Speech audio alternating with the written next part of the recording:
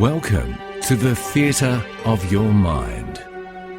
Please leave all anxieties and troubles behind and prepare yourself for the illumination of your imagination with more tall tales and short yarns. Created by Tim Carroll and Eric Camilleri. What the world needs now is love, sweet love. Just a little bit of what there's just too little. Oh, mate, what do you think this is? Karaoke or something? It's not. It's supposed to be the Tall Tales and Short Yarns podcast. G'day. I'm Tim, and on behalf of Eric Camilleri and myself, we welcome you and thank you for joining in and tuning in. I hope my little bit of singing didn't put you off, but what a beautiful song that was by Burt Bacharach and Hal David. What the world needs now is love, sweet love, man. It sure does, and we can be vehicles of that love just in the way we conduct ourselves, through being kind and charitable and non-judgmental and using empathy and just rolling that way through life, man. Overcoming our own little sometimes moods that we might get in where we want to just grizzle or complain or take issue with people, man. Err on the side of kindness. That's our opinion anyway. But what do we know, mate? What the heck do we know? What we do know is that it's time for another story. So are you sitting comfortably? Good.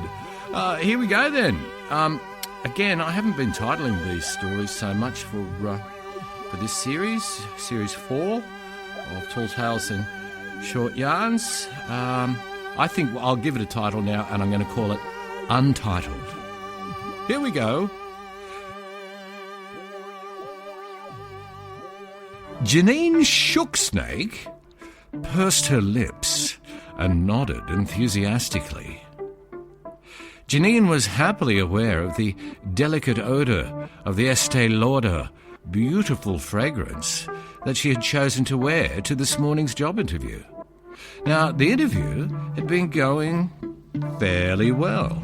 In fact, she was more than qualified, and with her buoyant personality, she knew that she'd be just perfect for the position.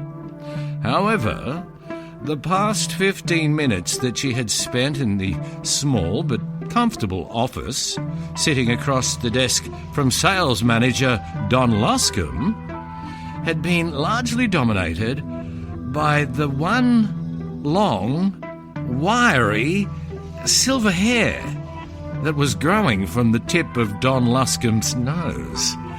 Janine had tried not to stare, but the longer she sat there, the more it bothered her. She realised then that she was now no longer paying any attention whatsoever to what Don Luscombe was saying, but she found her own inner voice loudly protesting and demanding her attention. He obviously knows it's there. I mean, every time he looks in the mirror, he'd see the damn thing. Why wouldn't he just pluck that little horror? She thought to herself, as Don's voice droned on about target market research. Suddenly, and without warning, something inside of Janine Shooksnake snapped. She quickly sat bolt upright from her chair, leaned across the desk and said, "I'm sorry, Don," before reaching over and plucking the ghastly little follicle free of Don Luscombe's nose. With great poise and elegance, she then waved the long, ghastly grey hair free of her fingers, and as it floated there feather-like, she then deftly produced a tissue from her handbag. She used it to wipe her fingertips. As she stood up, I looked at Don and said, "Call me," and vivaciously left the office. Va-va-va-voom. Have a great day. Thanks for listening, man. Catch you later.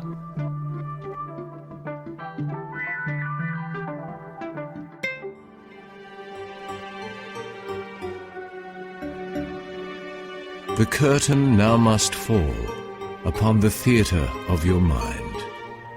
But until we meet again, just promise to be kind.